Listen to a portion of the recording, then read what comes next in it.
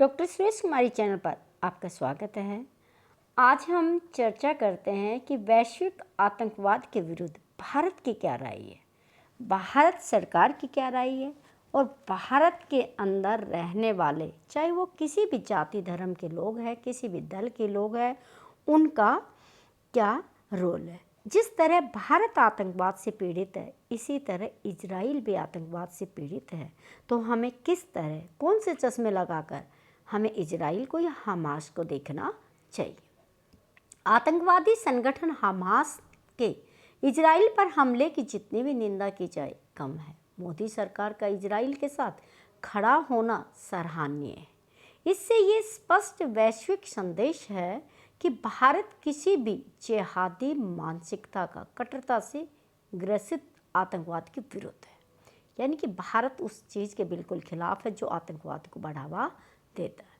भारत सरकार का कूटनीति से भरा ये संदेश आतंकवाद को पोषित करने वाले खस्ता हालात पाकिस्तान के लिए भी एक गंभीर चेतावनी है।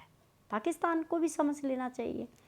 कितनी आश्चर्यजनक बात है कि जब फ्रांस सरकार आतंकवाद के विरुद्ध अपने देश में कोई कानून बनाती है, लेकिन धरना प्रदर्शन भारत में होने लगते हैं।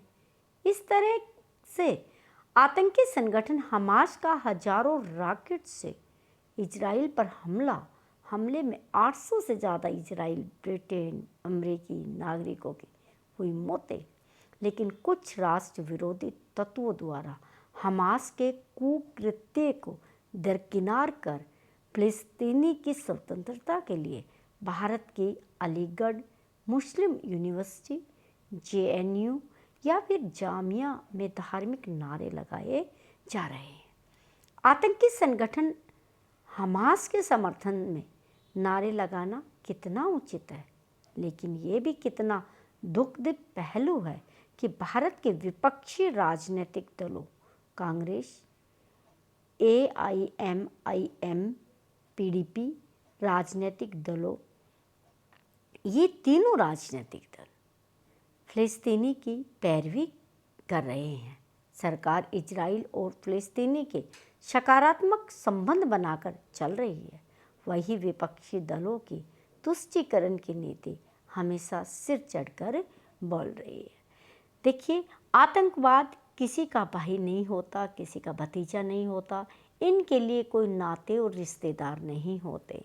तो हमें ये सोचना चाहिए कि जो सरकार ने निर्णय लिया है हम उसी के साथ हैं। अब चाहे कोई किसी भी जाति और धर्म का क्यों ना है, लेकिन आतंकवाद तो आतंकवाद है। इस तरह हम बेरहमी से किसका कत्ल नहीं कर सकते। मान और सम्मान और किसी की देश की सीमाओं के अंदर घुस के किसी भी तरह की हम आलोचना करनी चाहिए, इस तरह के जो कोई कदम उठाते हैं। तो जो हमारे देश के विपक्षी दल है या धार्मिक संस्थान है, उनको इस पर क्या करना चाहिए, अपनी राय या तो दे, नहीं दे तो वो राय दे जो सरकार दे रही है, सरकार के समर्थन में है। इंटरनेशनल लेवल पर अपने देश को दो भागों में बटा हुआ ना पाए। तो आज हमास जो है वो दुनिया के लिए सरदर्द है। आतंकवाद संगठन चाहे कोई भी है, दुनिया के किसी भी कोने में है, वो सभी के लिए एक समस्या है। तो सबको मिलकर सिर्फ मानवता के लिए हमें आतंकवाद को क्या करना होगा, तलाक देना होगा, आतंकवाद को छोड़ना होगा। Thanks for watching.